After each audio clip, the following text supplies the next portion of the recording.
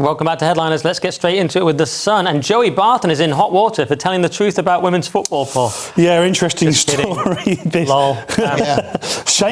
Shameless Joey Barton goads Laura Woods and Blanca Westwood, who, by the way, are ex-women footballers who are now pundits, amid storm over sexist remarks about female footy pundits. So this was on Thursday, and the former Newcastle and Man City star launched a tirade against female pundits and co-commentators working in the men's game. Now, I don't normally stand up for Joey Barton.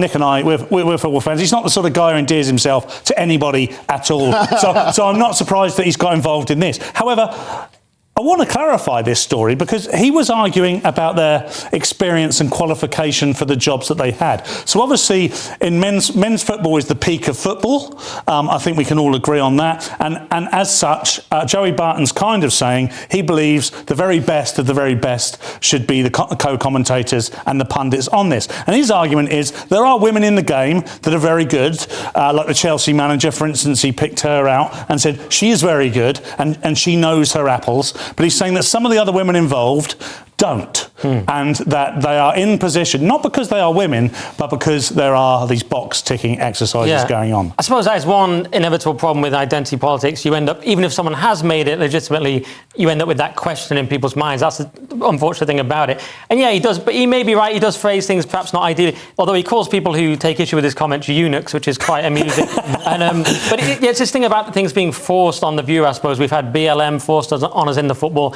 the rainbow badges, the rainbow laces, which some people don't appreciate.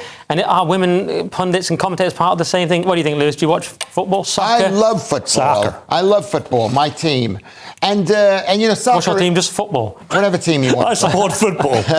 When I found out that Portsmouth is owned by Americans, I thought, wow, that's great. It's another one. The point is that there was this debate over whether you should have non-football player commentators in the box. People who we could do it. Yeah, just anybody to be there who knew something about it. And I think this is the same thing when they let women do it. They've never been on a football pitch with other men, and they haven't played the professional game. The truth is, this story, the reason this gets... They played the professional game, but not the men's game. Not the men's game, which is the number... And I love football, but the truth is that women are always trying to be involved in men's worlds. They're always... And you know what was said?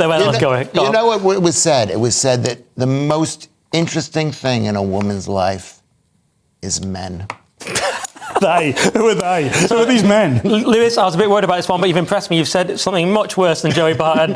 and you're right to, because otherwise he'll tweet and call us eunuchs. Yeah. He does have some colourful tweets. I would love a tweet from Joey Barton. I mean, to be fair, and to add some balance to this, I'm probably the only person here that has actually in the past said anything positive about women's football. I quite like it. And some of the women pundits are very good. I mean, I don't watch football for the pundits. I watch football to prove to my dad that I'm not gay.